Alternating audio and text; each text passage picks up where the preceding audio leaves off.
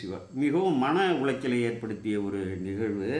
இந்த காசுக்கு விலை போய் அந்த ஆன்மீகம் பேசக்கூடியவர்கள், அவர்கள் எது வேண்டுமானாலும் பேசுவார்கள். யாரை வேண்டுமானாலும் பொம்மையை கூட வந்து சிவபெருமானோட உயர்வு என்றதெல்லாம் வந்து பேசக்கூடியவர்கள்லாம் இருக்கிறார்கள். அந்த இழிமக்கள் எனக்கு தெரிந்த நான் வந்து மதிக்கக்கூடிய திருத்தொண்டாக வந்து பல இடங்களிலே உரையாற்றக்கூடிய உரையாற்ற வல்லவராக சித்தாந்தம் திருமுறைகள்லாம் வந்து பயின்ற ஒரு பேரறிஞர். அவர் வந்து அதை போல் சொல்லக்கூடாது. எதற்கு வந்து அவருக்கு இந்த நிலைப்பாட்டிலிருந்து ஒரு தவறான நிலைப்பாட்டை எடுத்தார் என்றே தெரியவில்லை.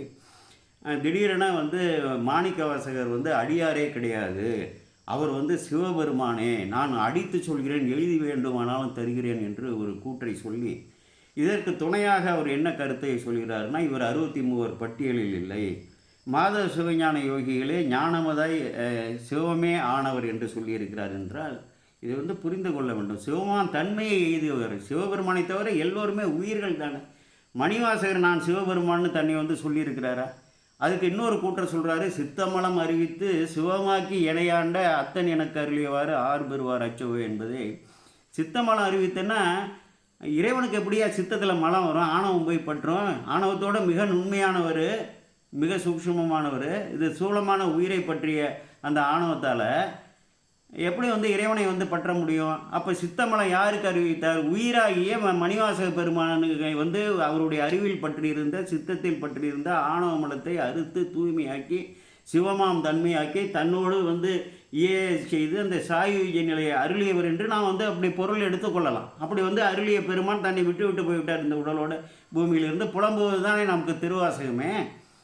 இப்படியெல்லாம் வந்து கூறினால் என்ன செய்ய முடியும்? இதற்கு மாதவ சிவஞான யோகிகள் எவ்வளோ பெரிய ஒரு ஞானி, அவரை போய் வந்து துணைக்கு அழைத்திருக்கிறார். ஞானத்தால் சிவமையாய் ஆனவர்னா சிவமாம் தன்மையை அடைந்தவர். அப்போ சித்தாந்தத்திலிருந்து நீங்கள் வேறுபடுகிறீர்களா? சிவத்தை தவிர வந்து ஏனையோர் எல்லாம் உயிர் வர்க்கம் தானே. சிவபெருமான் என்று சொன்னால் வந்து தாய் வயிற்றில் வந்து எங்காவது பிறந்திருக்கிறாரா? அங்கே அவர் வந்து உற்பத்தி செய்தது அம்பிகையை உற்பத்தி செய்திருக்கிறார். முருகப்பெருமானாக இருக்கட்டும், விநாயக பெருமானாக இருக்கட்டும், வீரபத்திரராக இருக்கட்டும், கருவில் புகுந்தா இவர்களெல்லாம் பிறந்தார்கள். கருவில் வந்து பிறக்கக்கூடியவர் வந்து இறைவனா? என்ன ஒரு நிலைப்பாட்டை எடுத்திருக்கிறீர்கள்? யாராவது இதுவரை வந்து மாணிக்கவாசகரை வந்து சிவபெருமான் என்று இவ்வளவு அறிஞர்கள் குழாங்கள்லாம் வந்திருக்கிறார்கள், ஞானியர்கள்லாம் வந்திருக்கிறார்கள், யாராவது கூறியிருக்கிறார்களா? எதற்காக நீங்கள் இப்படி வந்து தடம் புரண்டீர்கள்? அப்பொழுது வந்து உங்களுக்கு வந்து இந்த சுத்தாத்வீதமும் தெரியவில்லை, அவர்கள் சங்கராத்வீதமும் உங்களுக்கு தெரியவில்லை என்றுதான் நாங்கள் கருத வேண்டியிருக்கிறது. மிகவும் வந்து வருந்தத்தக்க ஒரு நிகழ்வு இங்கே.